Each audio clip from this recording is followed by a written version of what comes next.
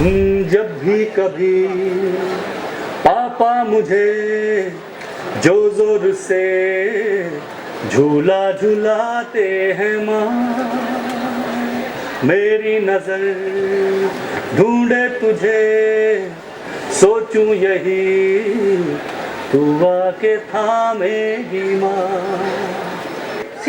लोग कविता चाहते तो हैं, but they want it like fresh air and water, free. वो चाहते हैं कि मैं अपनी गर्लफ्रेंड के लिए एक अच्छी सी कविता लिख के भेजूं, लेकिन उससे कहे कि नहीं वो एक लिखता है वो, पर उसके लिए वो 5,000 रुपए लेता है। नहीं यार, ऐसा क्या, इंटरनेट से ले लो। The fact is that nobody is going to pay for poetry. लोग कहते हैं कि विमेन एम्पावरमेंट की बात करते हैं, हमारे फिल्म सॉन्ग्स की बात करते हैं, कहते हैं कि गानों में नारी का चित्रण सही से नहीं किया गया। बिल्कुल नहीं किया गया। ऐसे वाहियात गाने लिखे गए जिनके लिए मुझे शर्म आती है कि हमारे गीतकार वो गीत लिखते हैं, नहीं लिखे जाने चाहिए। लेकिन मुझे ताज्जुब तब होता है जब उन्हीं गीतों पर बर्थडे पार्टीज में घरों की महिलाएं नाचती हैं। Absolutely. I feel that Indian cinema is the custodian of contemporary morality, the code of conduct, so to speak. We have tried in our lives later, much sometimes to our own peril, to treat the woman or to have the same impulses and the same concepts about love and relationships as those people had in the movies that we saw.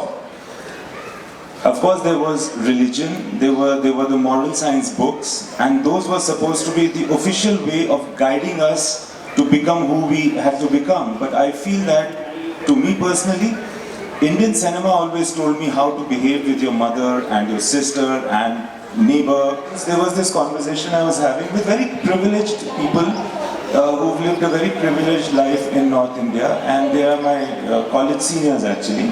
Much after Rockstar, they said I could really relate to that Sada Ha Kehte Rakh sentiment. You know, I was like feeling that passion and that kind of what's it called, that anger and the fact that I have not got what I wanted, but I want it now.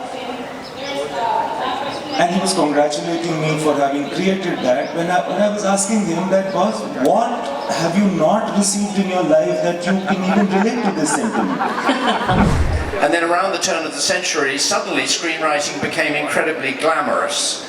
And I think this was partly because people were obsessed with Charlie Kaufman. And he sort of became a glamorous figure, and it suddenly became a very chic thing to do. And people started saying, I want to be a screenwriter. And if you were a screenwriter, you would say, are you absolutely insane? Why do you think that is a glamorous profession? And then Quentin Tarantino sort of sealed the deal. And with Tarantino, finally, screenplays began to be published. And Pulp Fiction became a necessary book to buy. It was at the top of a bestseller list, which is sort of unimaginable for a screenplay. And in that brief moment, because of Tarantino, the rest of us got our screenplays published. They were suddenly treated as literature. And then it occurred to the people who published them that they were selling 20 or 25 copies, whereas Quentin Tarantino was selling hundreds of thousands of copies. But he was the only person, as far as I know, who ever sold hundreds of thousands of screenplays. And we've gone back to being the hidden art and to being unglamorous again. I saw a film, आप लोगों ने देखी होगी, that was Mr. Yash Chopra's last picture, जब तक है जान। उसमें हीरोइन कहती है कि मैं शादी करने से पहले दुनिया की हर नेशनलिटी के एक आदमी के साथ सोना चाहती हूँ।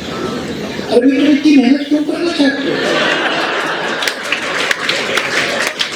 It's hard work to establish that you are empowered, to establish that you are free. You need not smoke and you need not sleep with the whole university.